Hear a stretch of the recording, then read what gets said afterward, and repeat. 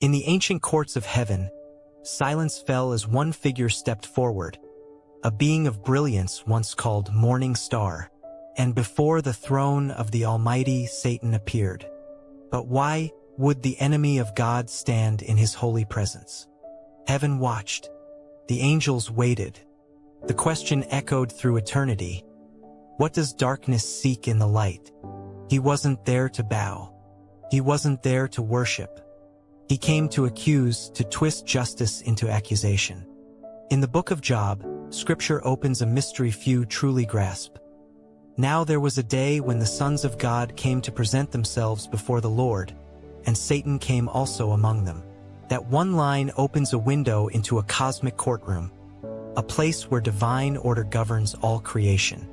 Even fallen beings are not outside the structure of God's sovereignty. Satan does not rule freely. He operates under permission. And that is what terrifies him most. Long before Job's trials, before the fall of man, Satan was a being of beauty, crafted by God himself.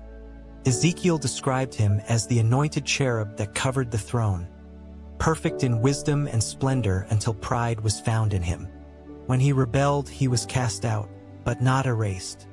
His existence became a living contradiction, still a creation of God, yet at war with his will. And so, the rebel stands where he should never have belonged before God himself, not as a son but as a prosecutor. But why does God allow him there, you might ask? Because even the adversary must submit to divine law. In the spiritual order, justice cannot exist without witness.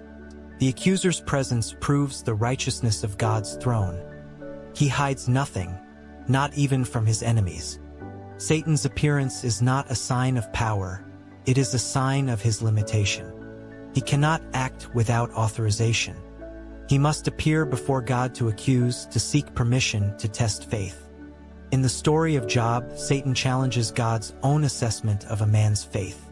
Does Job fear God for nothing? He sneers. Take away his blessings, and he will curse you. And the Almighty, in his mysterious confidence, allows the test, not to prove Job's weakness, but to reveal his strength. This is where divine paradox lives. God uses the enemy's schemes to refine the faithful. The fire that Satan brings becomes the fire that purifies. But pause for a moment. What if this is not only about Job? What if this is the same stage where every soul is tested? Every trial, every unseen hardship, may echo that heavenly dialogue. Will he still trust me when the blessing fades? Maybe your suffering isn't random. Maybe you, too, are being watched in that unseen courtroom, your faith becoming a testimony before heaven itself. And yet, there's a mystery deeper still. If Satan can appear before God, does that mean evil still enters heaven? Not in the sense we imagine. This appearance is not fellowship, it's legal summons. The courtroom of God is not confined by space. It is the eternal dimension of justice itself. There, every being, angelic or fallen, must give account. Even rebellion reports to righteousness. But few understand what happens next. When God asks, "From where do you come?" Satan answers, "From roaming the earth and walking back and forth on it." He claims dominion over what he deceives. But God challenges his claim by pointing to faith, by pointing to Job. In other words, God declares, "You may walk the earth, but you do not own it. My faithful still stand."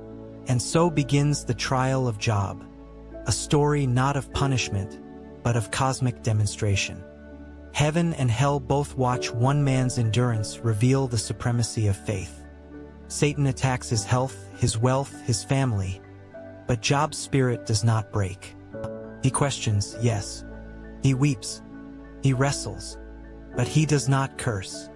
And through his suffering, God reveals something the accuser could never comprehend. That love for God can exist beyond blessing. Pattern interrupt, shift of tone, imagine this. A courtroom without walls. A trial that never truly ends. The same accuser still walks among us. Whispering, tempting, questioning your worth, your faith, your identity. And every time you choose trust over fear, you silence him again. Satan's defeat isn't a single event. It's a daily rebellion against despair. Every "still I believe" is another wound to his pride. As scripture unfolds, the pattern repeats. Zechariah sees the same vision. The high priest Joshua standing before the angel of the Lord, and Satan at his right hand to accuse him. But the Lord rebukes the accuser, saying, "The Lord who has chosen Jerusalem rebuke you. Is not this man a brand plucked from the fire?" It is the same truth across generations.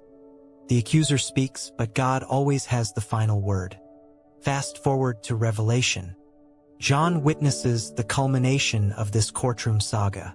"The accuser of our brethren," he writes, "has been thrown down, he who accuses them day and night before our God. The trial ends in triumph. The enemy is silenced forever, cast out not by force, but by the testimony of those who refuse to stop believing. They overcame him by the blood of the Lamb and by the word of their testimony." And maybe that's the secret we forget. It was never about Satan's power, it was about human faith. God allowed the test not to expose weakness, but to showcase strength. Your faith, when tested, becomes divine evidence. So the next time life breaks you open, remember, you might be standing in that same courtroom, and heaven is watching to see what you'll say.